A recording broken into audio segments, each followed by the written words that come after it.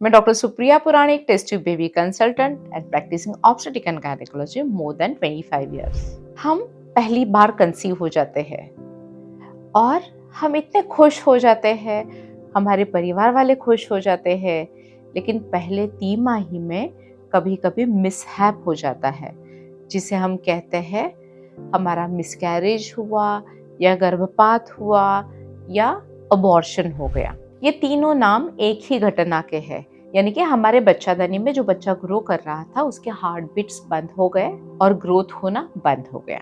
कभी ब्लीडिंग होता है, कभी स्पॉटिंग होता है और हम टेंशन में डॉक्टर के पास चले जाते हैं, डॉक्टर सोनोग्राफी करते हैं और पता चलता है कि दिल की धड़कनें नहीं है। लेकिन कभी कभी हम जस्ट फॉलोअप के लिए जाते हैं, फॉलोअप स्कैन रहता है, तब पता चलता है कि बेबी की दिल की धड़कनें बंद है। उससे पहले उसके कोई साइंस सिम्टम्स नहीं रहता। जब ऐसा होता है तो हम खुद को कोसने लगते हैं, मेरे से क्या गलती हुई, मैंने ऐसा क्या खाना खाया, मैंने सीढ़ियाँ चढ़ी, मैंने ट्रैवलिंग किया, मैंने उछल कूद की। ऐसे तरह तरह के सवाल हमारे मन में आते हैं। लेकिन वैसे देखा जाए तो 70% अबॉर्शन जो पहले तिमाही में होते हैं वो बेबी में खराबी रहने से होती है। ये बेबी में खराबी एक तो अंडे में खराबी हो सकती है या स्पर्म में खराबी हो सकती है। हम तो हेल्दी हार्टी रहते हैं, तो हमारे अंडे में कैसी खराबी? यस, हम हेल्दी है, इसके बावजूद भी अंडे में खराबी हो सकती है, क्योंकि हर एक अंडा जब बनता है तो वो क्रोमोसोम के डिवीजन से बनता है और वो डिवीजन हर वक्त करेक्ट ही होगा ये गारंटी हम नहीं दे सकते। ऐसे ही हाल है स्पर्म्स का। स्पर्म जब प्रोड्यूस होते हैं वो भी क्रोमोसोम्स के डिवीजन से होते हैं, गुणसूत्र के डिवीजन से होते हैं, और हर वक्त ये डिवीजन करेक्ट रहेगी ये हम गारंटी नहीं दे सकते।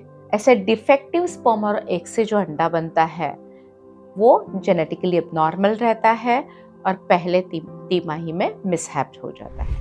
जब ऐसे मिसहैप हो जाता है तो बहुत बार ऐसे होता है कि ये पहली बार हुआ है, इसीलिए हम बोलते हैं कि डॉक्टर इसकी जांच करना जरूरी नहीं हमें लगता, क्योंकि ये पहली बार हुआ है, बाद में देखा जाएगा।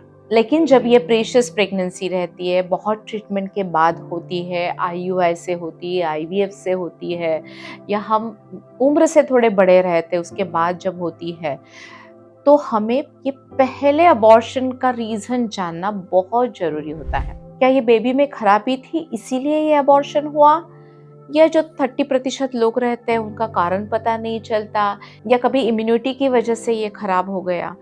ये जानना बहुत ही जरूरी होता है ताकि हम अगली प्रेगनेंसी अच्छे से प्लान कर सकें। जब भी अबॉर्शन को क्लीन करना है, गर्भाशय को क्लीन करना है, तो हमारे सामने दो ऑप्शन रहते हैं। एक रहता है दवाइयों से क्लीन करना और दूसरा होता है डीएनई करना, यानी कि एनेस्थीसिया देके अंदर का जो अबॉर्टस है उसको बाहर निकालना।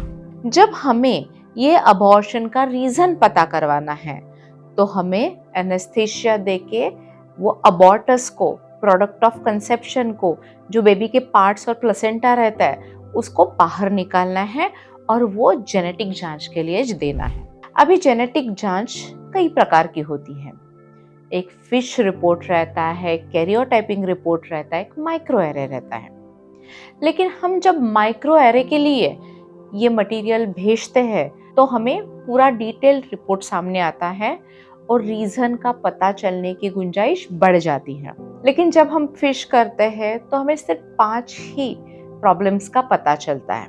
जब हम कैरियोटाइपिंग करते और वो हमारा प्लेसेंटा लाइव नहीं होता तो कल्चर फेल जाता है, नतीजा सामने नहीं आता।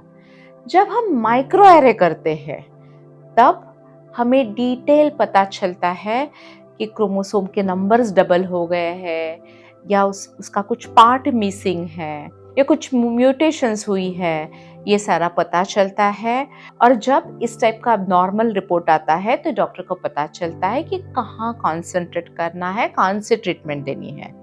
जब ये अबॉर्टस का रिपोर्ट नॉर्मल आ जाता है तो फिर हमें माँ के ऊपर बहुत सारे टेस्ट करने पड़ते हैं। जैसे कि इम्यूनिटी वाले टेस्ट रहते हैं, जिसमें ऑटो इम्यूनिटी टेस्ट रहती है, ऑलो इम्यूनिटी टेस्ट रहती है, और बहुत सारी डेफिशिएंसीज देखनी पड़ती है। इसीलिए जब ये रिपोर्ट नॉर्मल होता है तो हमें माँ के सारे इन्वेस्टिगेशन माँ को थरोली चेक करना पड़ता है।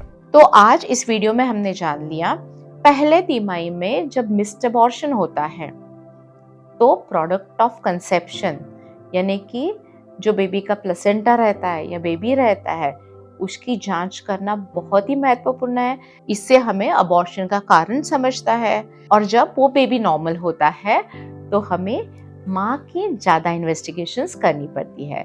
इसके बारे में आपके कोई प्रश्न रहेंगे तो हमें ज़रूर लिखिए, और हमारे ये gynaec, infertility, IVF, pregnancy related video जरूर देखते रहिए। धन्यवाद।